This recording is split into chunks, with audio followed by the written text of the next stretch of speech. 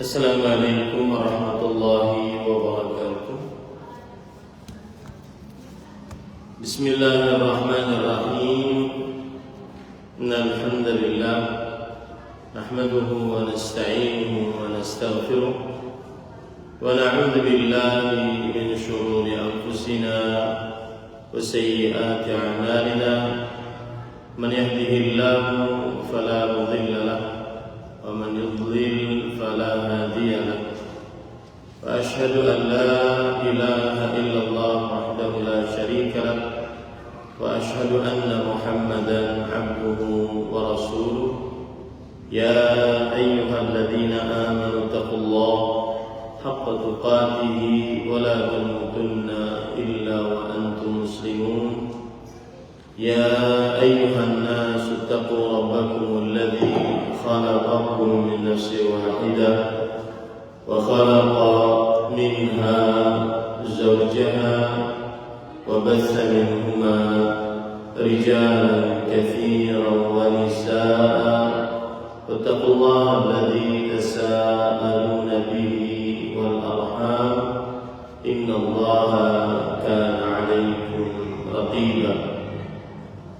Ya ayyuhalladzina amanu taqullaha wa qulu qawlan sadida yuslih lakum a'malakum wa yaghfir lakum dhunubakum wa man yuti'illaha wa rasulahu faqad faza fawzan 'azima. Amma ba'du, fa inna asdaqal hadits kitabullah wa ahsanal hadi hadi Muhammadin sallallahu alaihi wa ala alihi wa sallam wa syarrul umuri muhdatsatuha wa kullu muhdatsatin bid'ah wa kullu bid'atin dhalalah wa kullu dhalalatin finnar. Alhamdulillah, kita bersyukur pada Allah Subhanahu wa taala pada hari ini, hari Jumat 28 Rabiul Akhir 1446 Hijriah, bertepatan dengan 1 November 2024. Kita dimudahkan oleh Allah Subhanahu wa taala untuk duduk bersama mengkaji kembali ayat-ayat suci Al-Quran dan hadis Rasul sallallahu alaihi wa ala alihi wasallam. Salawat dan salam semoga selalu Allah berikan pada Nabi kita Muhammad sallallahu alaihi wa ala alihi wasallam, ada keluarga beliau, para sahabat, serta orang yang mengikuti beliau sampai hari kiamat. Dengan nama-nama Allah yang husna dan sifat-sifat yang mulia, kita berdoa, Allahumma inna nas'aluka ilman nafi'an wa rizqan tayyiban wa amalan mutaqabbala. Allahumma amin. Ibu-ibu, saudari-saudari muslimah, sebelum saya lanjutkan, agar tidak ada yang berbicara satu dengan yang lainnya dan tidak ribut, tidak ada yang ngobrol satu dengan yang lainnya, sehingga kita bisa menimba ilmu agama dan ilmu yang dipelajari bisa diamalkan oleh saudari-saudari muslimah kelak di dalam rumahnya masing-masing. Pada kesempatan kali ini kita ingin membahas sebuah tema yaitu tema yang berkaitan dengan khusus wanita muslimah. Tema apakah itu? Tema yang berkaitan dengan hal-hal penting untuk wanita muslimah. Yang pertama, ibu-ibu, saudari-saudari muslimah, akidah yang harus diyakini oleh seorang wanita muslimah adalah bahwa wanita muslimah adalah penghuni, atau para wanita maksud saya, penghuni neraka yang paling terbanyak menurut Rasulullah sallallahu alaihi wasallam. Dalam hadis riwayat Bukhari dari Abdullah bin Abbas radhiyallahu anhu, Rasulullah sallallahu alaihi wasallam bersabda, "Uridun nar," diperlihatkan kepadaku neraka. Fa idza aktsar ahliha an-nisa yakfurna. Ternyata penghuninya paling terbanyak adalah wanita. Mereka kufur, yakfurna. Ternyata penghuni yang paling terbanyak adalah wanita. Mereka kufur. Lalu Rasulullah SAW ditanya, ayakfurna billah, apakah mereka para wanita tersebut kufur dengan Allah Subhanahu wa taala? Kemudian Rasulullah SAW menjawab, yakfurna al-'ishir wa yakfurna al-ihsan. Para wanita tersebut kufur dengan suami. Para wanita tersebut kufur dengan ihsan, yaitu kebaikan.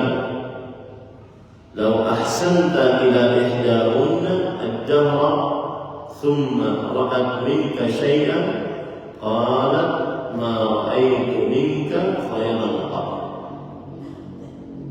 Jikalau engkau, wahai suami, berbuat baik kepada salah seorang dari mereka sepanjang waktu, kemudian ia melihat darimu sesuatu yang mungkin menyakitkan hatinya, maka ia langsung berkata, ma ra'aitu minka khairan qat. Aku tidak pernah melihat darimu kebaikan sama sekali. Pelajaran dari hadis ini, ibu-ibu saudari-saudari muslimah, bahwa para perempuan secara umum adalah penghuni neraka yang paling terbanyak. Sebabnya adalah kufur dengan suami. Maksudnya dengan kebaikan suami, tidak berterima kasih dengan kebaikan suami. Karena Al-Hafidh Ibnu Hajar ketika mensyarah hadis yakfurna di dalam kitab Fathul Bari, beliau mengatakan, wal muradu bil kufri huna al-kufrul asghar. Kufur yang dimaksud di sini adalah kekufuran kecil. Kekufuran kecil artinya kufur terhadap suami, kufur nikmat, tidak sering berterima kasih kepada pemberian atau atas pemberian suami. Tidak berterima kasih atas pemberian suami. Nah, kalau kita lihat lafaz yang lain juga diriwayatkan oleh Imam Bukhari dari Usamah bin Zaid radhiyallahu anhu, Nabi Muhammad sallallahu alaihi wasallam bersabda, "Qultu ala babil jannah, fakana 'ammatu man dakhalaha al-masakin wa ashabul jaddi mahbusun. Ghaira anna ashaban nar qad umira bihim ila an-nar. Fa idza 'ammatu man dakhalaha an-nisa." Yang artinya, aku berdiri di depan pintu surga, maka kebanyakan yang masuk ke dalamnya adalah para orang-orang miskin, dan sedangkan orang-orang kaya tertahan. Kenapa? Karena banyak pertanyaan. Melainkan para penghuni neraka sudah diperintahkan untuk masuk ke dalam neraka. Dan ternyata kebanyakan yang memasukinya adalah para perempuan. Ini lafaz riwayat Bukhari dari Usamah bin Zaid radhiyallahu anhu. Kalau hadis yang pertama tadi lafaz riwayat Bukhari dari sahabat Nabi Abdullah bin Abbas radhiyallahu anhu. Kemudian di sana ada lafaz Bukhari dari sahabat Nabi Imran bin Husain radhiyallahu anhu.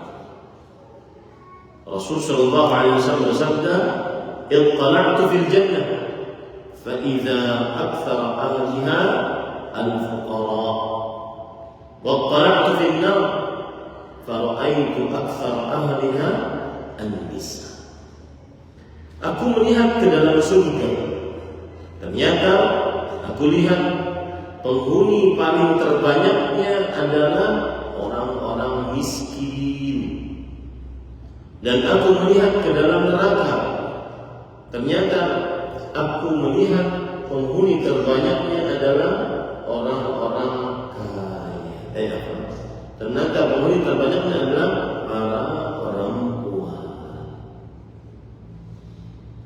Di sana ada riwayat Muslim yang lain berdasarkan hadis dari Imran bin Husain radhiyallahu anhu.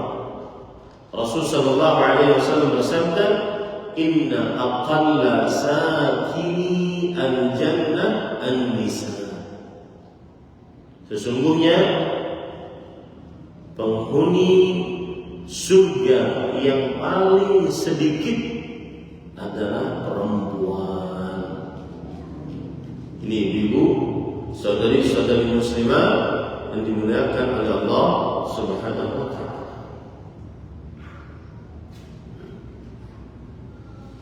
Kemudian di dalam hadis riwayat Imam Ahmad bahwa Rasul sallallahu alaihi wasallam bersabda dari sahabat Nabi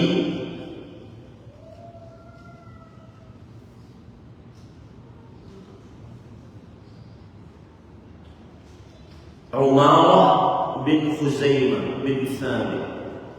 Umarah bin Khuzaimah bin Thabit, bahwa Rasulullah sallallahu alaihi wasallam bersabda, "La yadkhulul jannah minan nisa illa mithlu hadzal ghurab fi hadhihi al-ghirban." Artinya, tidak masuk ke dalam surga dari perempuan melainkan seperti burung gagak ini di tengah burung gagak-gagak yang lain. Jadi ceritanya Rasulullah SAW di sebuah tempat, kemudian di sana ada ghirban katsirah, fiha ghurabun a'sam ahmar min qal wal rijlain. Di sana banyak burung gagak dan ada satu burung gagak yang disebut dengan burung gagak a'sam. Paruhnya merah, kakinya juga merah. Dan burung gagak a'sam ini jarang kita dapat. Nah, ini menunjukkan bahwa sedikitnya masuk ke dalam surga dari perempuan, karena sifat burung gagak yang demikian sangat jarang. Ini ibu-ibu, saudari-saudari muslimah yang dimuliakan oleh Allah Subhanahu wa taala. Oleh karena itu, para perempuan, ibu-ibu, saudari-saudari muslimah yang dimuliakan oleh Allah,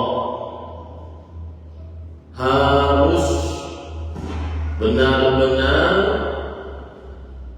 bertekad untuk menjadi penghuni surga. Jangan sampai menjadi penghuni neraka dan mereka lah yang paling banyak. Jadilah yang sedikit. Dan Allah Subhanahu wa taala berfirman, wa qalilun min ibadiyasy syakur. Hanya sedikit dari hamba-hambaku yang pandai bersyukur. Sekali lagi, ibu-ibu, akidah seorang muslim dan muslimah adalah para perempuan penghuni neraka yang paling terbanyak, dan sebabnya kufur terhadap kebaikan suami, tidak berterima kasih terhadap kebaikan suami. Dan ini berarti nasihat bagi wanita muslimah agar sering-sering berterima kasih dengan kebaikan suami. Ini poin yang pertama, ibu-ibu, saudari-saudari muslimah yang dimuliakan oleh Allah Subhanahu wa taala. Kemudian poin yang kedua, akidah seorang muslim adalah seorang wanita muslimah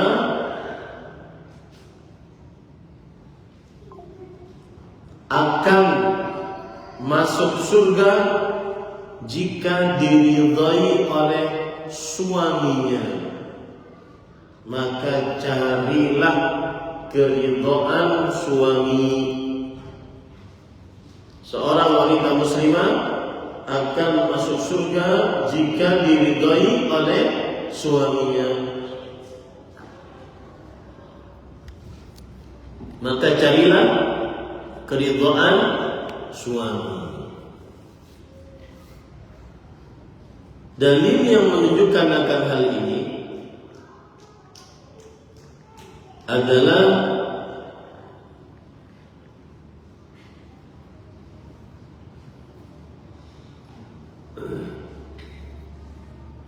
Rasulullah sallallahu alaihi wasallam bersabda dalam hadis yang diriwayatkan oleh Imam Ibnu Hibban,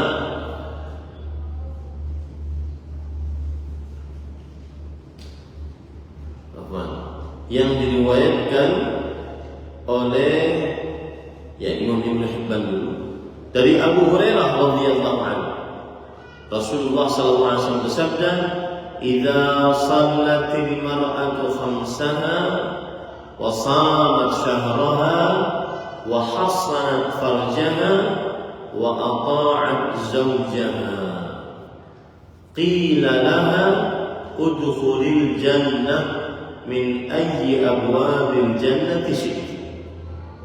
Jika seorang wanita muslimah salat 5 waktu, berpuasa pada bulan Ramadan, menjaga kemaluannya dan taat kepada suaminya. Akhirnya suaminya ridha. Taat kepada suaminya, akhirnya suaminya ridha. Maka dikatakan kepada wanita muslimah tersebut, udkhulil jannah, masuklah engkau ke dalam surga dari pintu surga mana yang engkau kehendaki. Ini ibu, saudari-saudari muslimah,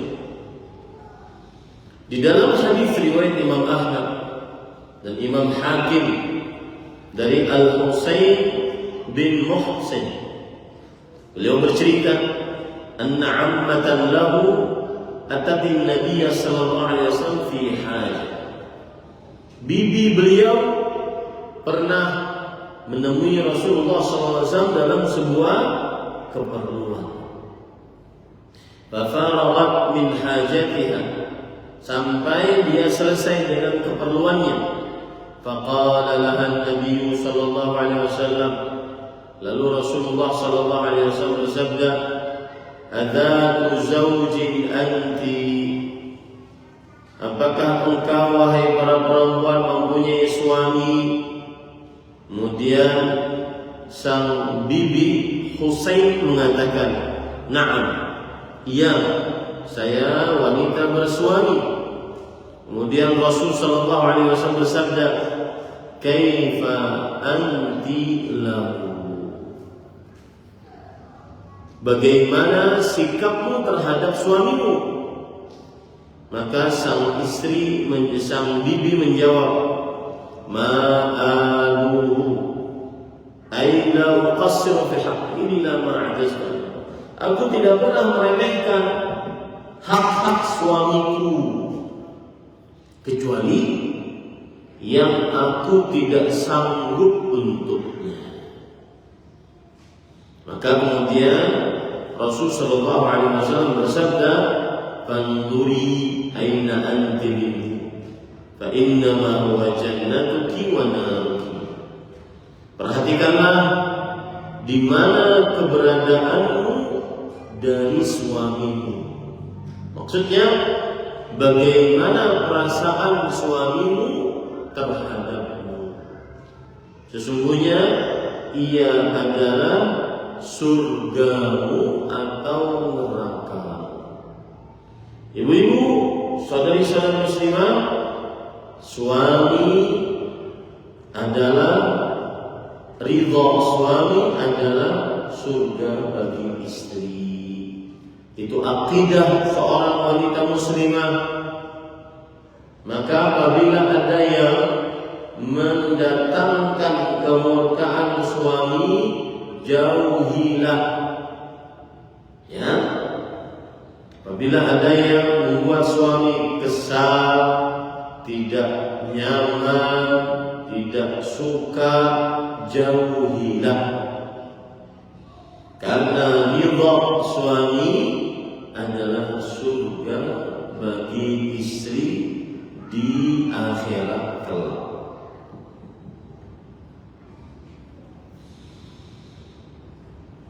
Contoh-contoh hal yang mendatangkan kekesalan suami, seperti tidak taat dengan suami, mengangkat suara di hadapan suami,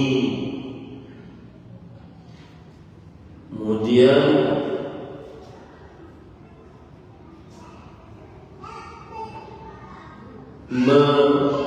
melanggar larangan suami, dan seterusnya.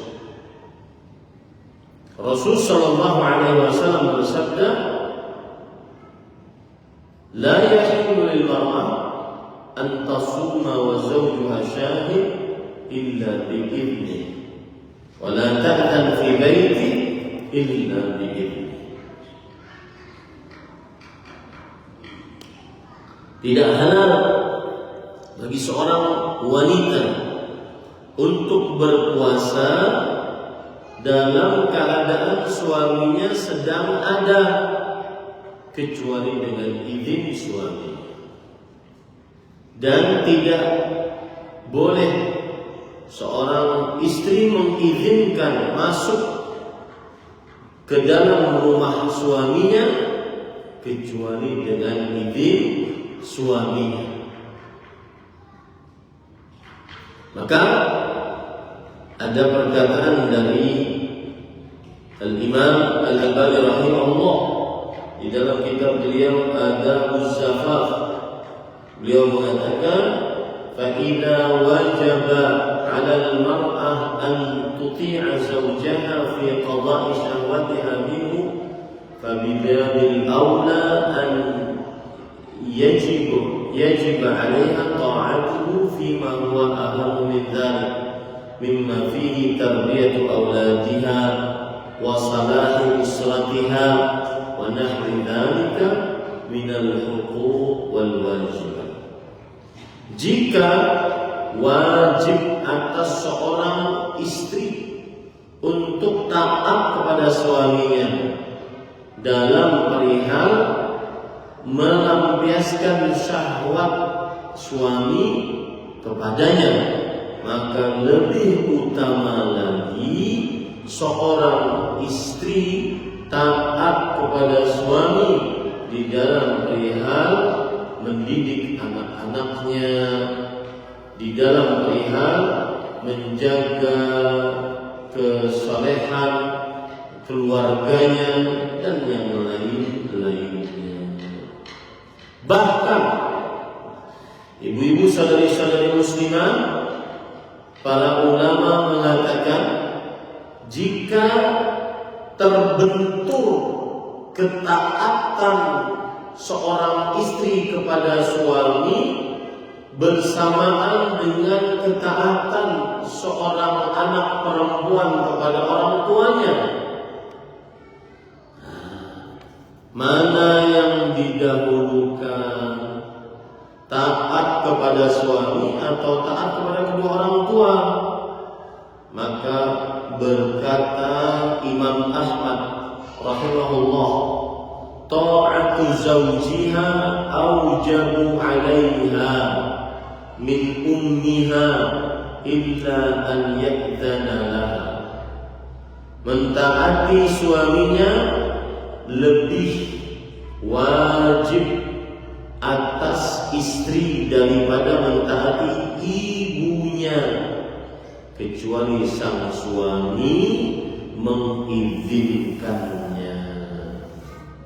Ini Bu, kalau terbentuk perintah suami dengan perintah orang tua, maka bagi seorang wanita muslimah yang didahulukan siapanya Ibu? Suami. Ya. Itu disebutkan di dalam kitab Syarah Muntahal Iradat. Begitu juga dalam kitab Al-Insaf, la yalzamuha ta'atu abawayha fi firaqi zawjiha wala ziyaratin wa nahwiha bal ta'atu zawjiha haq. Tidak wajib bagi seorang perempuan untuk mentaati orang tuanya agar berpisah dengan suaminya, atau agar anak perempuan tersebut menziarahi orang tuanya. Tidak wajib selama suami tidak mengizinkan, tetapi atau bahkan ketaatan suami lebih utama.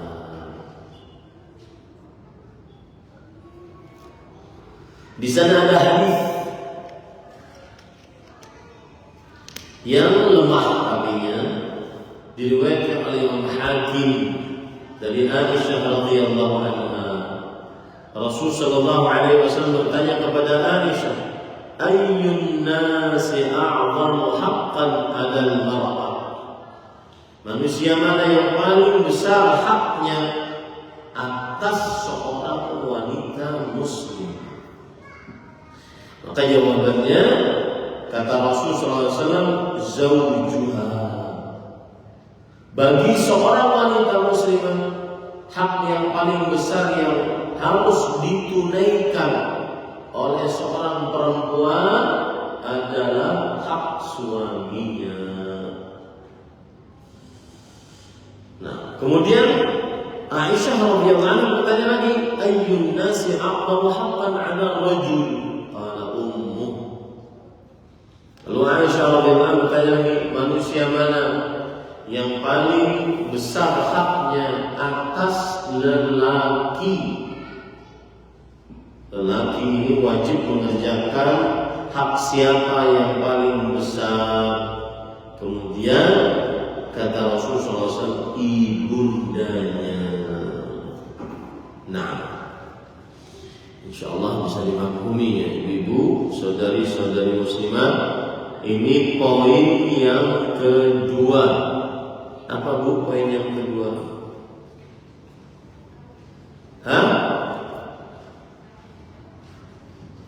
Poin yang kedua adalah keyakinan seorang wanita muslimah bahwa surga istri adalah ridha suami.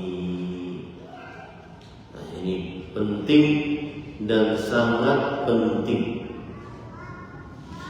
Kemudian, akidah yang ketiga, ibu-ibu, saudari-saudari muslimah yang dimuliakan oleh Allah Subhanahu wa ta'ala.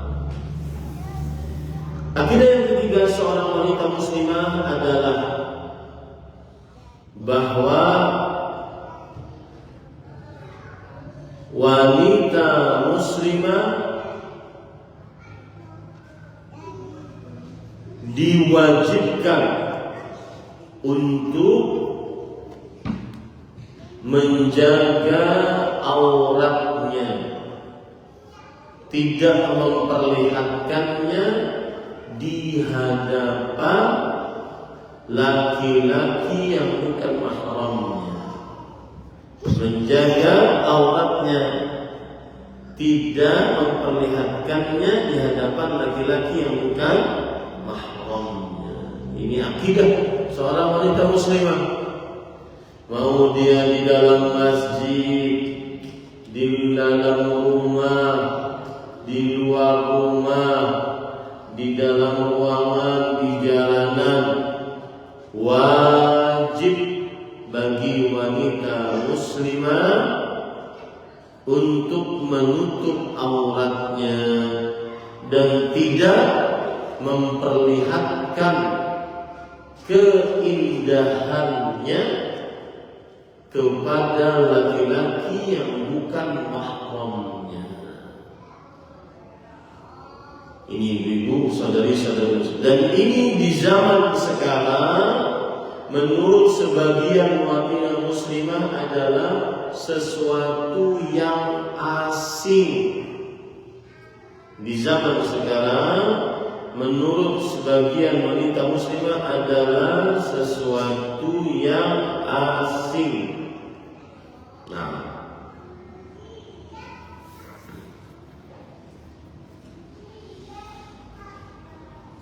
bagian mereka menganggap ini adalah kekerasan bagi wanita muslimah.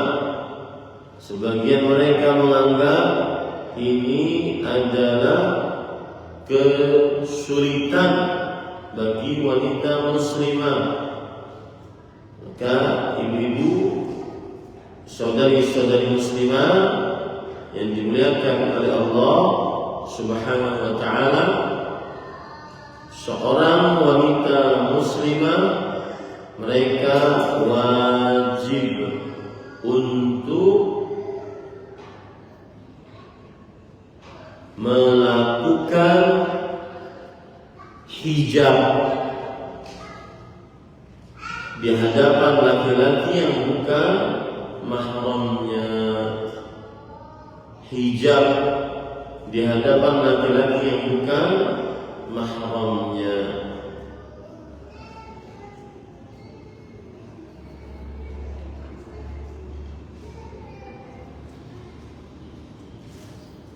Sekarang kita ingin berbicara tentang aurat wanita muslimah. Aurat wanita muslimah. Perhatikan baik-baik apa yang wajib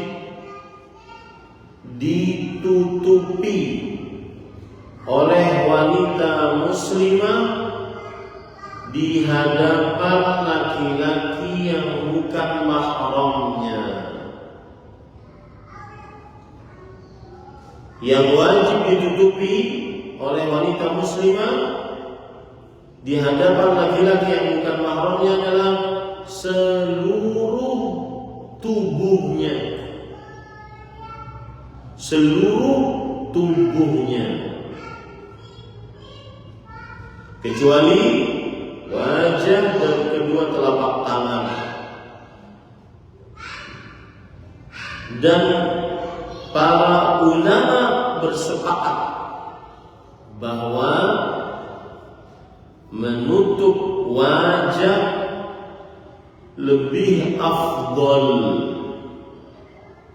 dan ini adalah mazhab jumhur dari mazhab Hanafi, kemudian yang nampak dari mazhab Syafi'i, kemudian yang sahih dari mazhab Hambali, dan ini adalah ucapan sekelompok dari mazhab Maliki. Bahkan disebutkan ijma' atasnya, bahwasanya para kaum muslimin bersepakat untuk dilarangnya wanita bertabarruj, memperlihatkan perhiasan dan keindahan, dan tidak berniqab, tidak berzina. Ini disebutkan oleh Imam Al-Juwayni dalam kitabnya Nihayatul Matlab fi Dirayatil Madhab, dan ini dikuatkan oleh Imam Al-Rafi'i dalam kitabnya Al-Aziz Syarh Al-Wajiz, dan Imam An-Nawawi dalam kitabnya Rawdatul Talibin, bahwa lebih afdal untuk menutup wajah. Ini ibu, saudari-saudari muslimah, jadi wajib di hadapan seluruh laki-laki yang bukan mahramnya menutup seluruh auratnya, seluruh badannya, kecuali wajah dan kedua telapak tangan.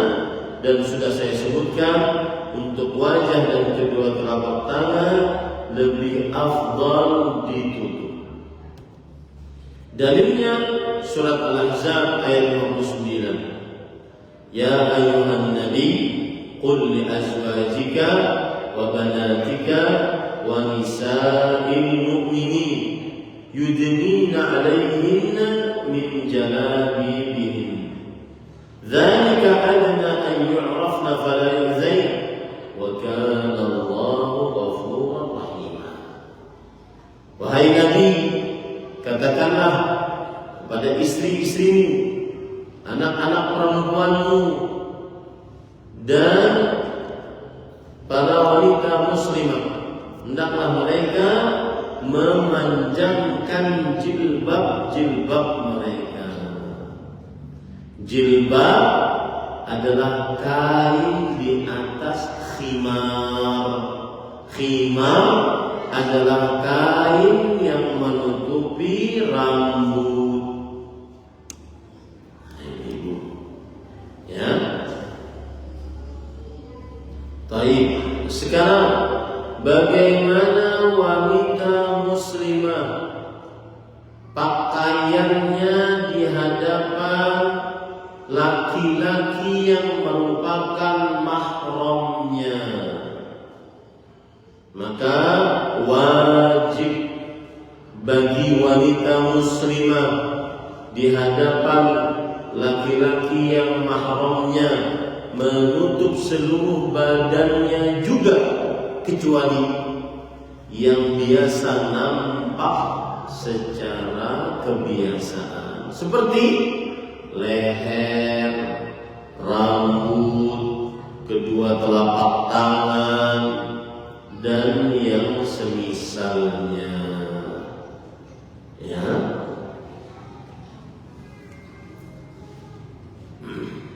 Nah, ibu-ibu saudari-saudari muslimah yang dimuliakan oleh Allah Subhanahu wa taala, dalil yang menunjukkan akan hal ini adalah surat An-Nur ayat 31. Wa qul lil mu'minat yaghdudna min absarihinna wa yahfazna furujahunna wa la yubdina zinatahunna illa ma dhahara minha. Dan katakanlah bagi wanita-wanita muslimah, hendaknya mereka menundukkan pandangan mereka, menjaga kemaluan mereka, dan tidak memperlihatkan perhiasan mereka kecuali apa yang nampak dari mereka. Waliyadribna bikhumurihinna ala juyubihinna, hendaknya para wanita muslimah mengikat kain penutup rambut mereka di bawah dagu mereka.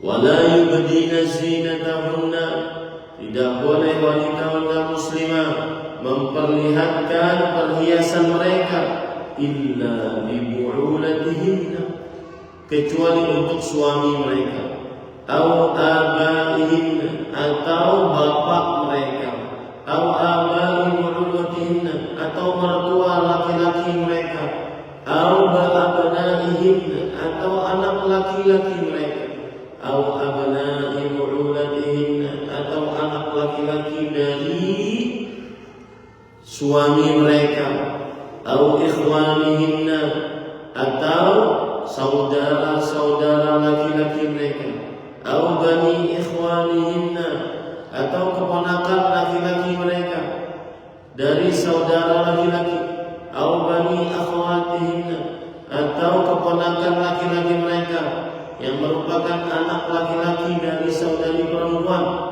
atau nisaihinna, atau para perempuan-perempuan kaum muslimat, atau ma malakat aymanukum, atau budak-budak kalian, atau tabi'ina ghairi ulil irbati minal rijal, atau yang mengikuti selain ulil irbah dari para laki, atau tifril ladzi lam yadhharu ala awratin nisa, atau para anak kecil yang tidak nampak,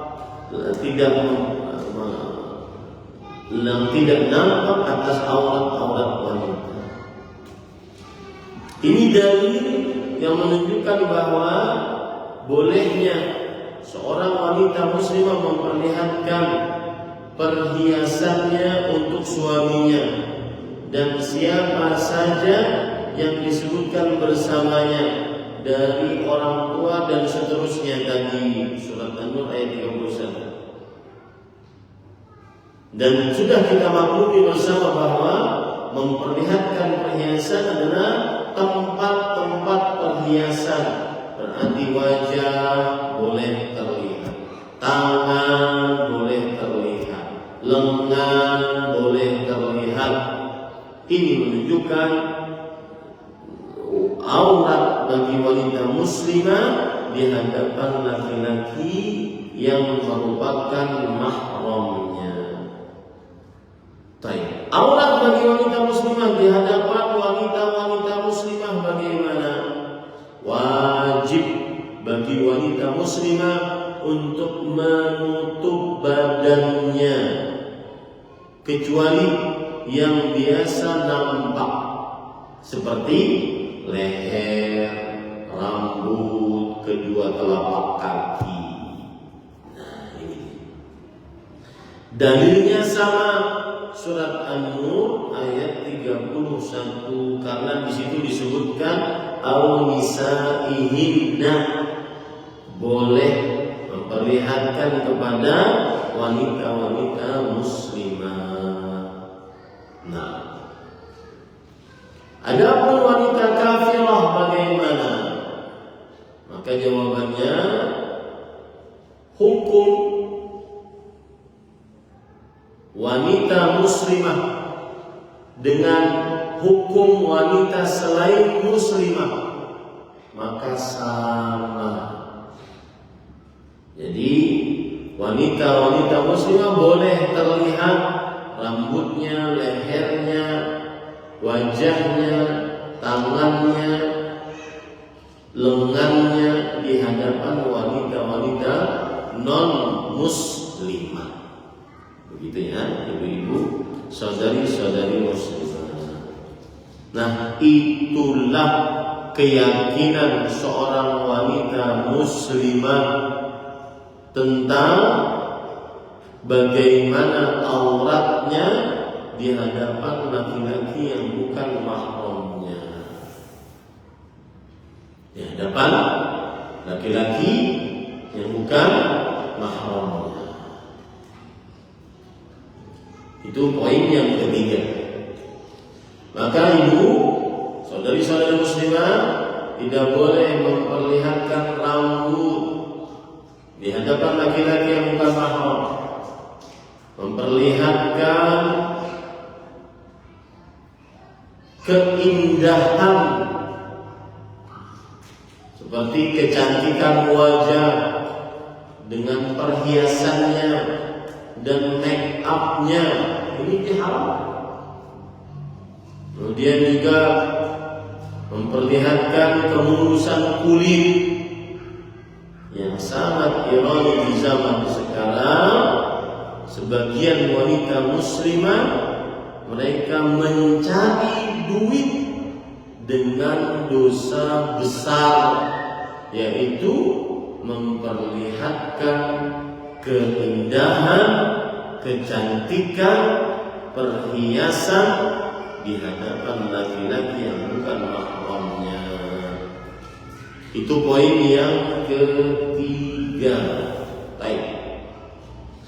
Kemudian poin yang keempat, ibu-ibu, saudari-saudari muslimah yang dimuliakan oleh Allah,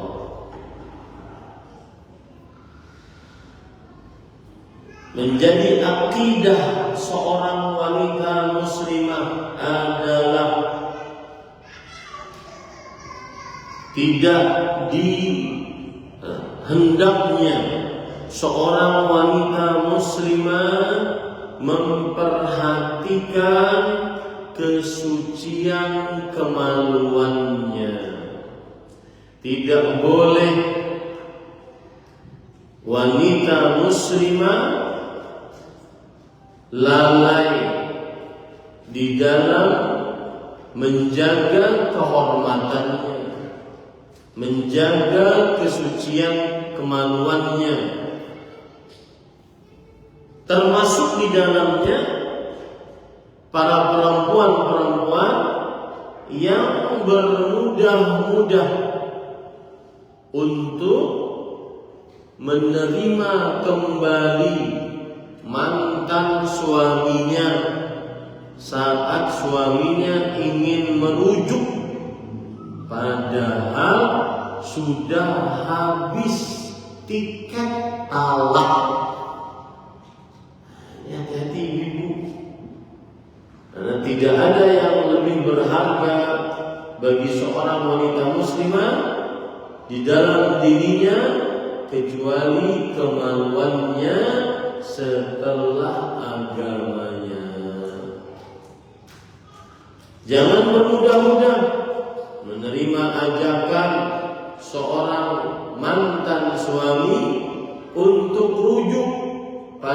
sekedar tiket talak sudah selesai. Ini banyak terjadi, ya. Nah, ini banyak terjadi.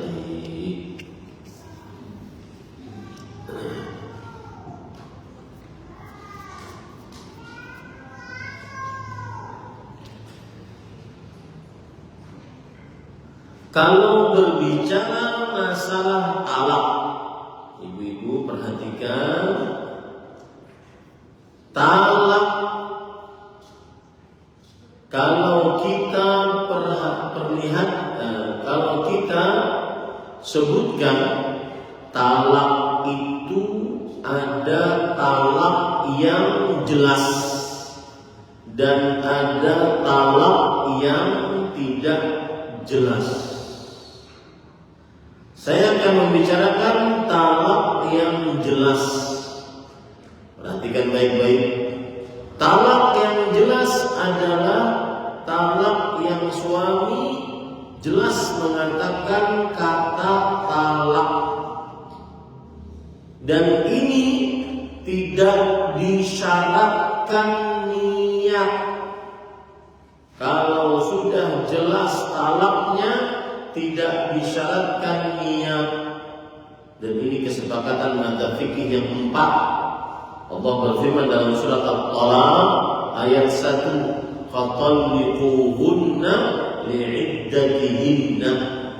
Talaklah mereka karena untuk iddah mereka.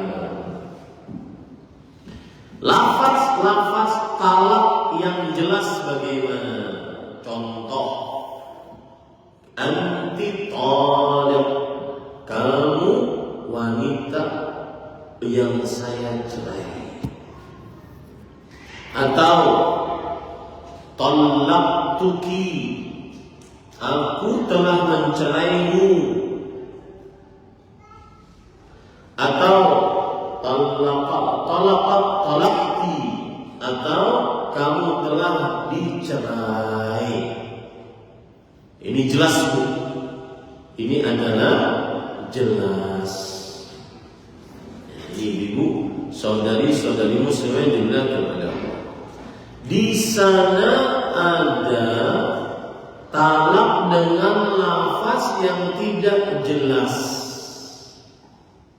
Maka ini tidak bisa dicontohkan. Lafaznya sangat banyak, tidak ada jumlah bilangannya, tidak ada batasannya, dan ini semua kembali kepada kebiasaan manusia. Contoh misalkan, ukhruji minal bait, keluar engkau dari rumah. Idhabi inda ahlik, pulang sana ke rumah orang tuamu. I'taddi, ambil masa iddahmu. Istabri'i rahimaki, sucikan kemaluanmu. Habluki ala ghalibiki, engkau berhak untuk orang asing laki-laki selainku. Itu semua adalah lafaz talak apa, Bu? Tidak jelas. Lafaz talak tidak jelas. Bagaimana dengan niatnya? Maka yang seperti ini, lafaz talak yang tidak jelas atau dalam bahasanya pakai kinayah, wajib dengan niat. Wajib dengan niat. Kalau tidak ada niat, maka tidak jatuh talak. Ya, tidak jatuh talak. Jadi maklumi ini ibu yang dimuliakan oleh Allah Subhanahu wa taala.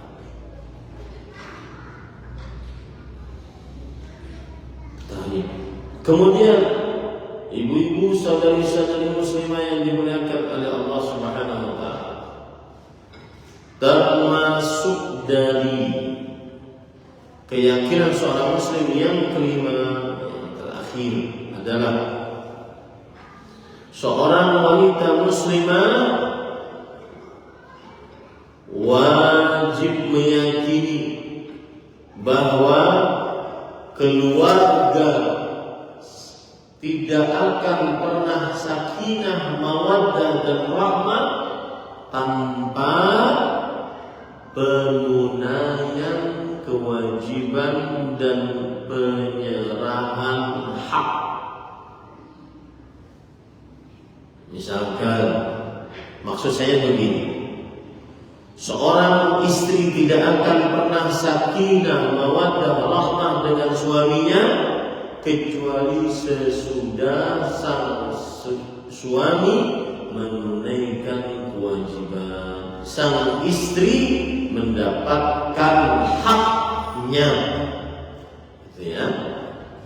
Ini kalau seandainya sang suami mengatakan aku cinta padamu, maka jawab tidak ada cinta tanpa menunaikan hak. Mana nafkahnya? Mana rumah? Mana makan? Mana minum? Mana sandal? Mana pakaian? Dan seluruh yang diperlukan oleh wanita. Mana skincare? Mana? Tidak ada sakinah, mawaddah, rahmah kecuali menunaikan kewajiban. Begitu juga ibu-ibu saudari-saudari muslimah. Ibu-ibu tidak akan pernah mendapatkan sakinah, mawaddah, rahmah kecuali ibu menunaikan kewajiban-kewajiban, menjalankan hak-hak istri, hak-hak suami. Nah, untuk itu saya akan berbicara tentang hak suami, hak istri. Saya akan berbicara tentang hak istri agar ibu-ibu tidak terzalimi, tidak mudah dizalimi oleh para suami. Maka ibu wajib untuk mendengarkan hak-hak siapa? Istri. Yang pertama, Bu, yaitu mendapatkan mahar. Mahar saat pernikahan wajib meskipun sang istri kaya raya, sang istri tidak memerlukan, maka wajib untuk diberi. Ini hak siapa? Istri. Tidak boleh tidak diberikan kecuali kalau istri ridha. Bahkan para ulama mengatakan kalau istrinya ridha tidak diberikan tetap wajib diberi. Ya. Tak usah bermahal-mahalan, aku rela jadi diberikan.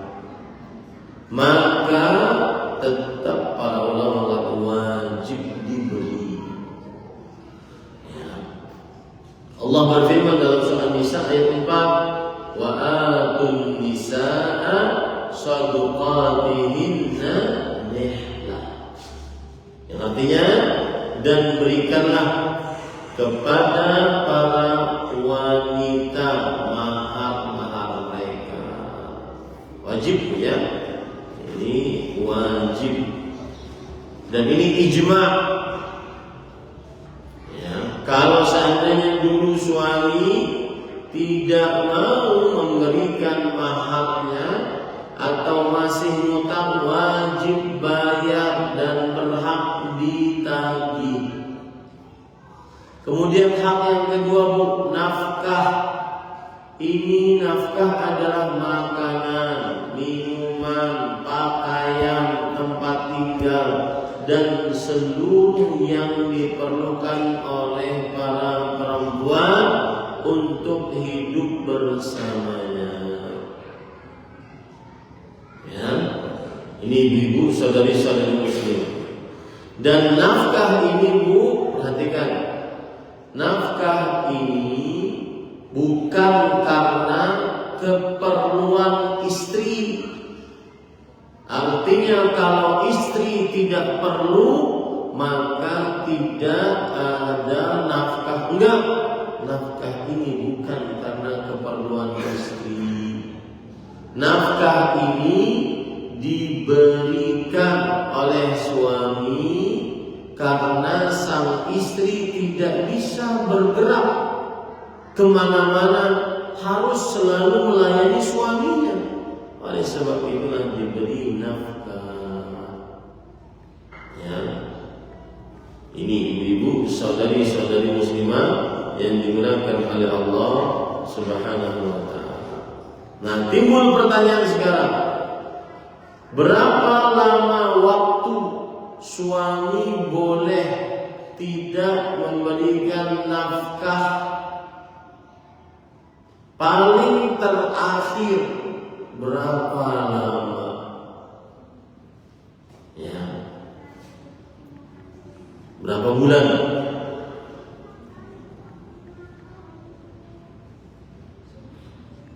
Boleh suami tidak menafkahi istri. Ada yang tahu Bu?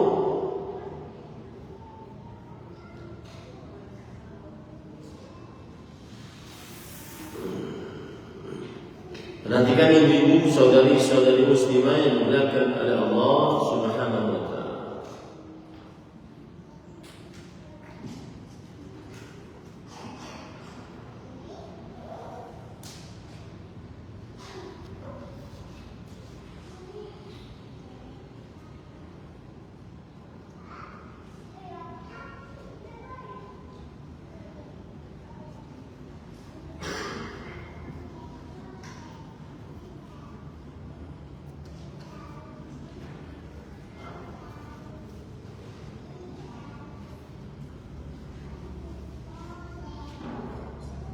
Baik, ibu-ibu, saudari-saudari muslimah yang dimuliakan oleh Allah Subhanahu wa taala, sebagian ulama ada yang mengatakan bahwa akhir waktu seorang suami boleh untuk tidak menafkahi istrinya adalah 4 bulan. Ada yang mengatakan 6 bulan. Ya. Seperti misalkan riwayat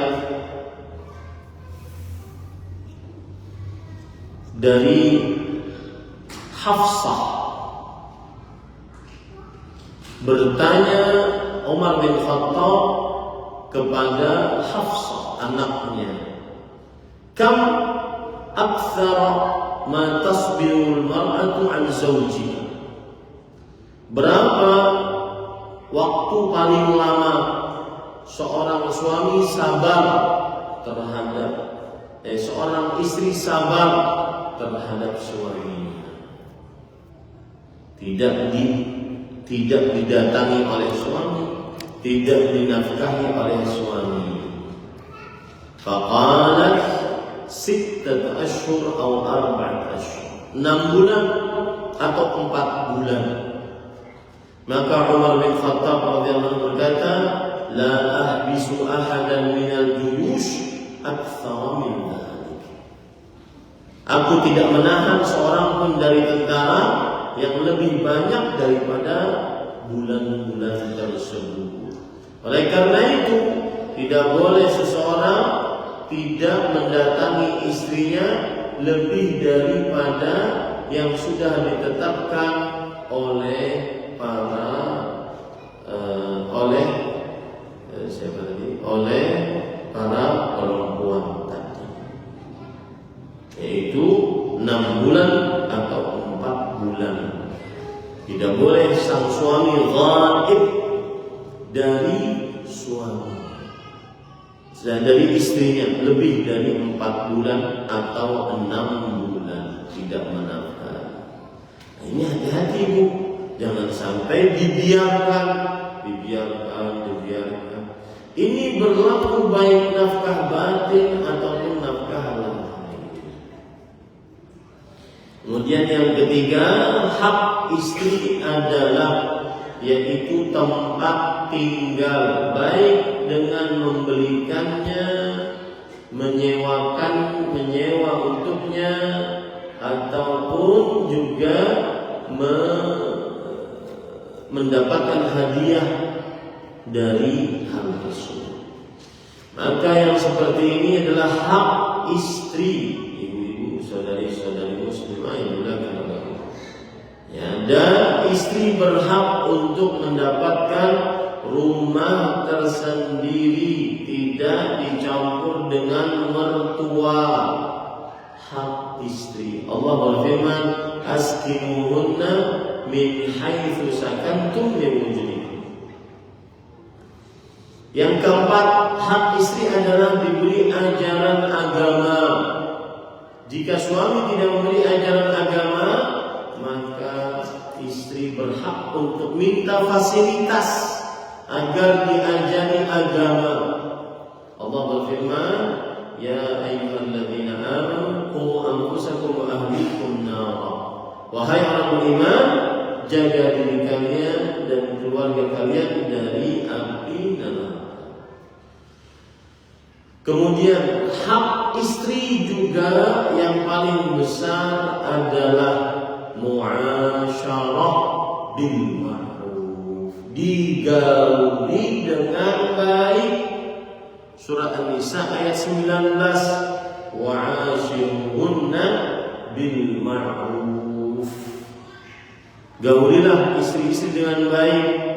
Bagaimana menggauli dengan istri dengan baik? Kata Imam Ibnu Jarir At-Tabari rahimahullah adalah al-ijmal fil qawli wal fi'l, berkata dan berbuat yang baik. Itu salah satu menggauli istri dengan baik. Kemudian kata Imam Al-Qurtubi rahimahullah bahwa yang dimaksud dengan baik adalah tidak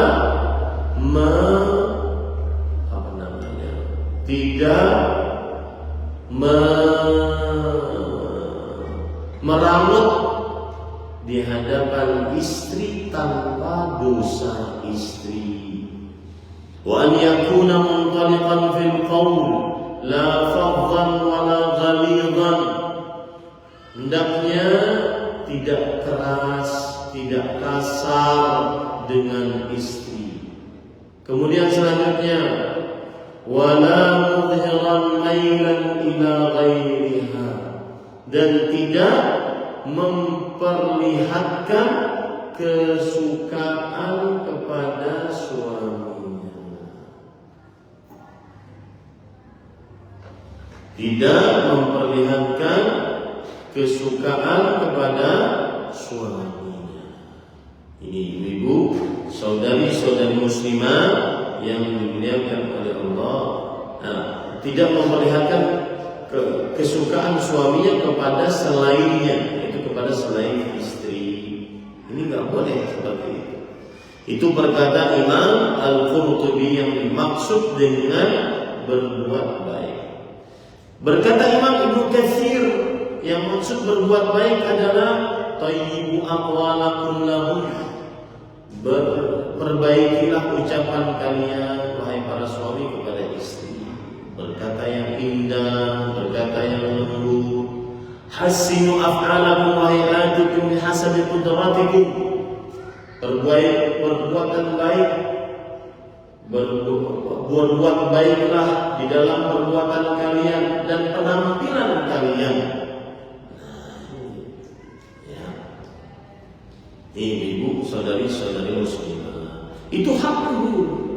Ashiruhunna bil ma'ruf. Nah, mungkin ada beberapa pertanyaan.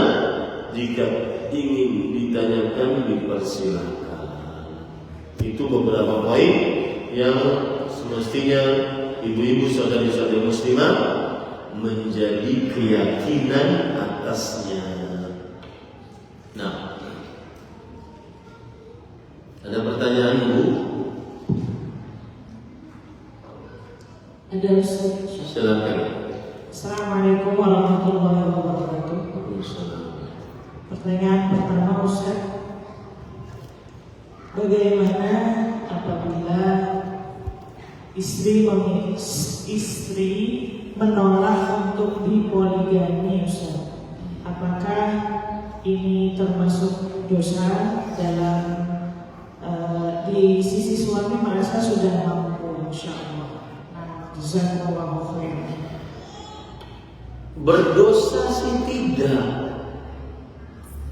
Aku kada hendak pian berpoligami. Dosa tidak. Cuma keinginan suami tidak dapat dibendung. Nah, pahamlah Bu. Laki pian hendak poligami. Kemudian pian kepada lawan sini, saya menolak pian berpoligami. Kira-kira bisa ditolak? Hah? Yang bertakun jawab. Ini titipan pertanyaan. Enggak, ulang minta pian jawab. Kira-kira bisa ditolak nggak?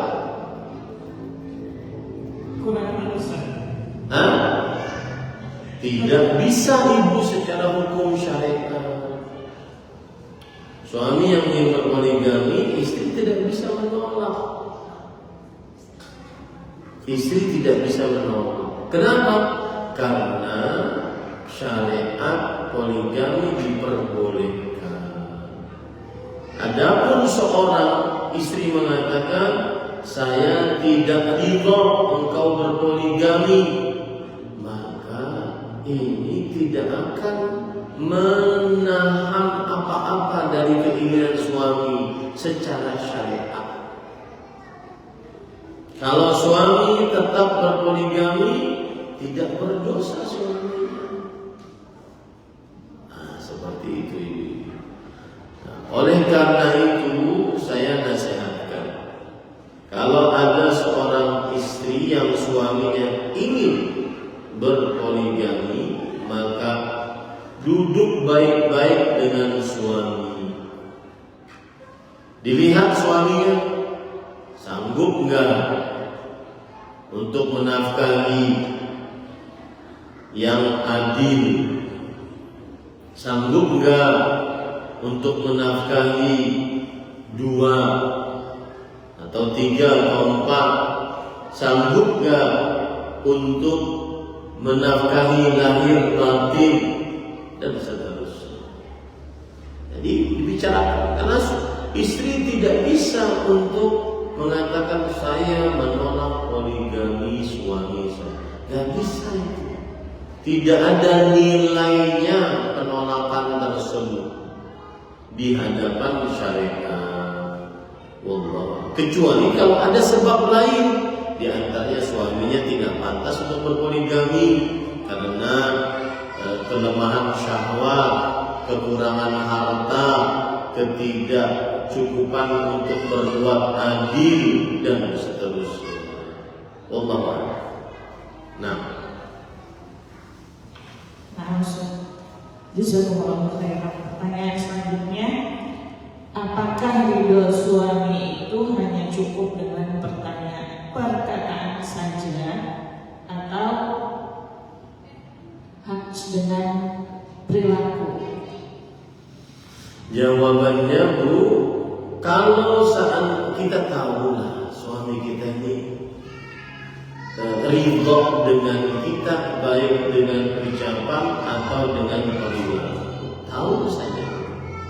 Insya Allah kita lebih tahu sebagai istri, kita lebih tahu suamiku sedang ridho, suamiku sedang menyangit, suamiku sedang tidak suka. Nah itu baik dengan ucapan atau dengan perbuatan. Nah,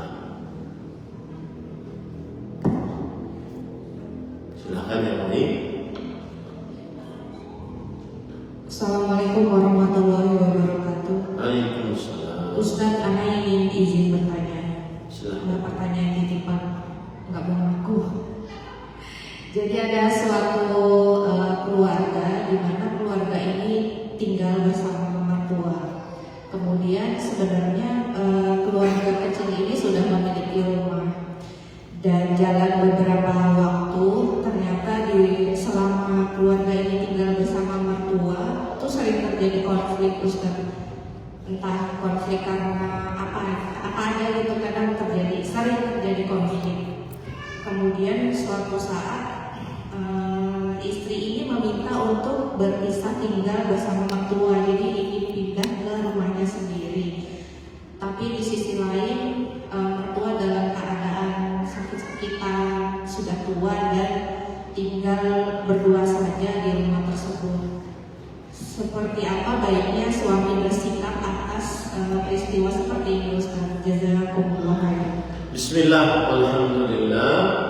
Dalam keadaan seperti ini, suami dia harus melihat maslahat bagaimana tetap bisa berbakti kepada ibunya, mertua perempuan, ataupun bapaknya, mertua laki-laki bagi istri, dan tidak menzalimi istri. Dan perhatikan baik-baik ini, ketidakharmonisan antara istri dengan mertua perempuan ini adalah permasalahan internasional. Di mana-mana itu hanya istri-istri yang sabar menghadapi mertua perempuan. Mengapa demikian, Bu? Karena ghirah, cemburu perempuan. Yang satu mengatakan ini anakku, yang satu mengatakan enak aja ini lakiku. Akhirnya tidak ketemu. Maka yang paling berfungsi untuk mendamaikan di sini adalah sang laki-laki sebagai suami dan sebagai anak laki-laki. Tetap terus berbakti pada ibundanya, tapi tidak menzalimi istrinya. Itu selalu yang saya katakan. Ya, adapun ingin pindah ke rumah lain itu sebenarnya hak istri. Catat baik-baik, hak istri. Tapi ibu melihat suami ibu adalah anak yang saleh, yang ingin berbakti pada kedua orang tuanya, maka pada saat itu ibu juga harus berpikir, saya nanti juga seperti ini, berada di tengah-tengah antara anak saya dengan menantu perempuan saya. Dengan seperti itu kita akan lebih bersabar menghadapi mertua perempuan. Ya. Kemudian juga ibu harus paham bahwa birrul walidain dainun wa salaf. Berbakti pada orang tua adalah hutang yang akan dibayar lunas. Ketika suami ibu berbakti, meskipun kadang ibu sebagai istri, sebagai menantu perempuan sakit hati, dikatain sana sini dan seterusnya, tetapi suami ibu berbakti, maka yakinlah baik-baik nanti anak-anak juga akan berbakti. Wallahu a'lam. Nah, Pertanyaan selanjutnya, Ustaz. Bagaimana apabila istri kabur dari rumah, Ustaz, membawa anak-anak, lalu sudah beberapa bulan dan suami dilarang oleh ayah mertua untuk bertemu, bahkan diancam kalau kamu datang maka saya tidak akan mengizinkan kamu bertemu dengan istri dan anak-anakmu. Apakah suaminya tetap harus datang atau bagaimana? Karena istri sudah bilang dia akan menggugat cerai ke pengadilan. Nah, Bismillah, alhamdulillah. Dalam hal ini, selama suami belum digugat cerai oleh istrinya, maka dia berhak untuk mengambil istri, kecuali jika si suami zalim terhadap istrinya, maka orang tua istri berhak menyelamatkan anak perempuannya. Nah, kita kan nggak tahu nih Bu, kisahnya apa di balik itu. Langsung saja dalam pertanyaan, sang bapak melarang menantu laki-lakinya mengambil anak perempuannya. Kan kita nggak tahu apa sebabnya. Kemudian juga disebutkan dalam pertanyaan, sang istri ingin menggugat cerai. Maka secara umum kita jawab, sang suami masih berhak mengambil istrinya selama belum menggugat cerai. Dan jika bapak mertua itu melarang, dia berdosa, kecuali sang istri dizalimi oleh suaminya, maka dia berhak mencari keselamatan. Wallahu a'lam.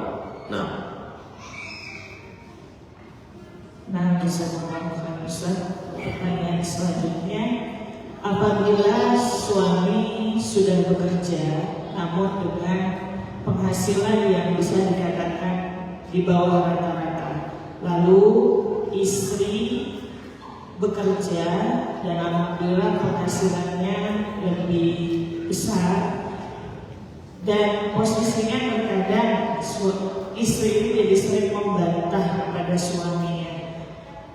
Apakah, pertanyaannya, apakah istri ini berdosa walaupun tujuannya sebenarnya untuk membantu kebutuhan ekonomi keluarga? Bismillah, alhamdulillah. Inilah penyakit yang terjadi jika suami lebih rendah penghasilannya dari istri.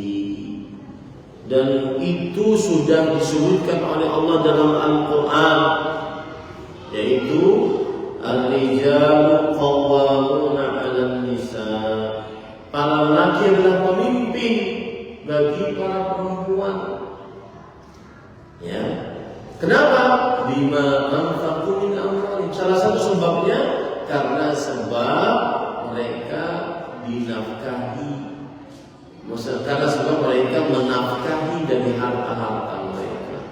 Sang suami akan dihormati, dilayani, disayangi oleh istri kalau menafkahi.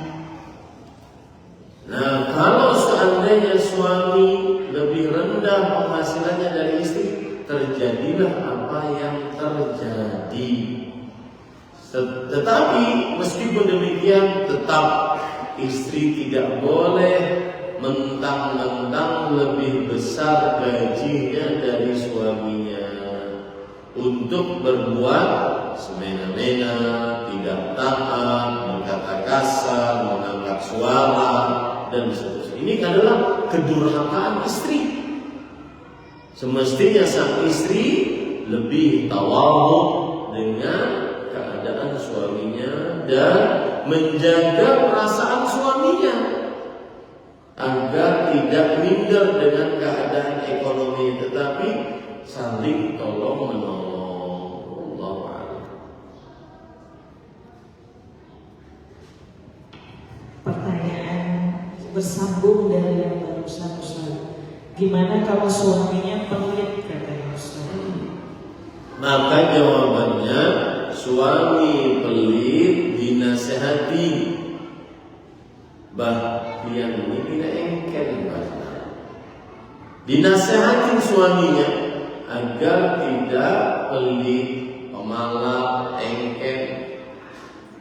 Ya, sudah Ustaz, maka jawabannya, kalau seandainya benar-benar pelit sampai tidak memberi nafkah yang cukup, padahal dia sang suami memiliki berlebih, maka boleh istri untuk mengambil seperlunya dari harta suami tanpa berlebihan tentunya.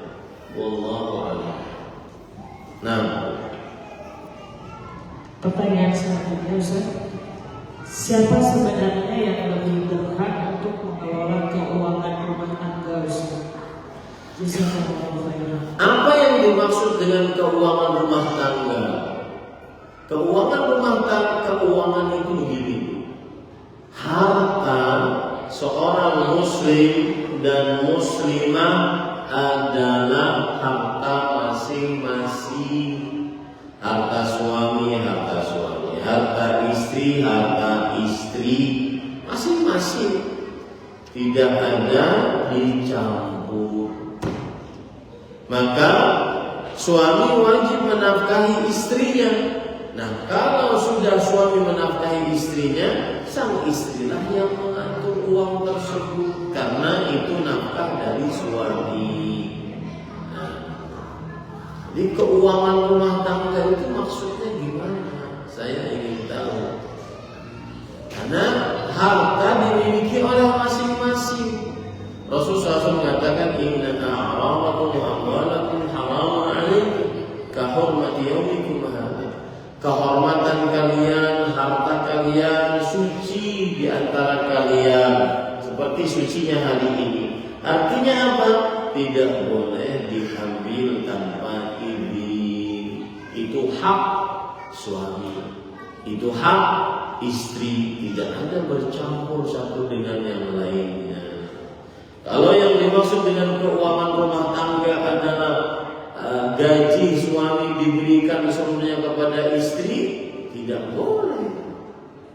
Karena menafkahi istri tidak seluruh gaji, tetapi sesuai dengan keperluan istri. Wallahu a'lam. Nah,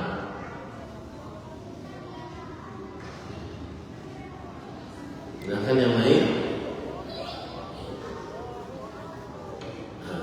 Terakhir sebelum adzan, sudah Bu?